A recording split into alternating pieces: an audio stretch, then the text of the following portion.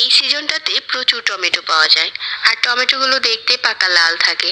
আর ওই টমেটো দিয়ে আপনি নিজের হাতে তৈরি করতে পারবেন টমেটো সস, যেটা কিনা 1 বছরের মতো সংরক্ষণ করতে পারবেন। নামি দামি ব্র্যান্ড থেকে নিজের হাতে বানিয়ে নেওয়া টমেটো সসটা খুব স্বাস্থ্যকর। বাইরের এই অস্বাস্থ্যকর টমেটো সস না খেয়ে চলুন আজকে নিজের বাচ্চাদের জন্য বাসায় এই টমেটো সসটা খুব সহজে তৈরি করি। ঝামেলা ছাড়া এই সসটা তৈরি করে সংরক্ষণ করতে পারবেন 1 বছরের মতো। আজকে টমেটো সস এখন টমেটোগুলো পুরোপুরি নরম হয়ে গেছে আর কিছুটা গলেও গেছে। এ পর্যায়ে হচ্ছে চুলাটাকে বন্ধ করে দিতে হবে। এখন যদি হাতের কাছে ব্লেন্ডার থাকে পুরোপুরি ঠান্ডা করে নিয়ে ব্লেন্ড করে নেবেন। যদি কারো হাতের কাছে ব্লেন্ডার না থাকে ওই ক্ষেত্রে আপনারা ডাল ঘুটনি দিয়ে ম্যাশ করে তারপর হচ্ছে চালনি দিয়ে চেলে নিতে পারেন। তো ব্লেন্ডার দিয়ে ব্লেন্ড করে নেওয়ার পর একটা স্ট্রেনারে নিয়ে ছেঁকে নিতে হবে, তাহলে টমেটোর পিউরিটা খুব স্মুথ হবে। ফ্রেশ একটা পিউরি পেয়ে গেছি।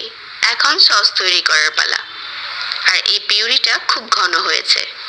একটা বাটিতে নিয়ে নিয়েছি 2 চা চামচ কর্নফ্লাওয়ার আর 2 টেবিল চামচ ভিনিগার দিয়ে এই কর্নফ্লাওয়ারটা গুলিয়ে নিচ্ছি। এখানে এক্সট্রা কোনো পানি দেওয়ার দরকার নেই, ভিনিগার দিয়েই কর্নফ্লাওয়ারটা গুলিয়ে নিতে পারেন। চুলায় আবারও প্যান বসিয়ে দিয়ে যে টমেটোর পিউরিটা পেয়েছি ওইটা ঢেলে নিচ্ছি। হাফ কাপ দিয়ে দিচ্ছি চিনি, ভিনিগার আর কর্নফ্লাওয়ারের মিশ্রণটা দিয়ে দিচ্ছি আর একসাথে নেড়ে সবগুলো উপকরণ মিশিয়ে নিচ্ছি। আর এখানে স্বাদ মতো লবণ দিতে হবে, লবণটা হচ্ছে যার যার টেস্ট অনুযায়ী। চিনিও চাইলে আর একটু বাড়িয়ে কমিয়ে নিতে পারেন, তবে আমি হাফ কাপ দিচ্ছি। এখন অল্প আছে নেড়ে চেড়ে যাওয়ার পালা। আর এই মিশ্রণটা খুব তাড়াতাড়ি ঘন হয়ে যাবে, যেহেতু আমরা এটাতে কর্নফ্লাওয়ার ব্যবহার করেছি। অনেকটা সময় ধরে জাল করতে হবে না। তারপর দিয়ে দিচ্ছি অল্প একটু তেঁতুলের কাঠ। চাইলে এটা স্কিপ করতে পারেন, তবে দিলে টেস্টটা ভালো আসে।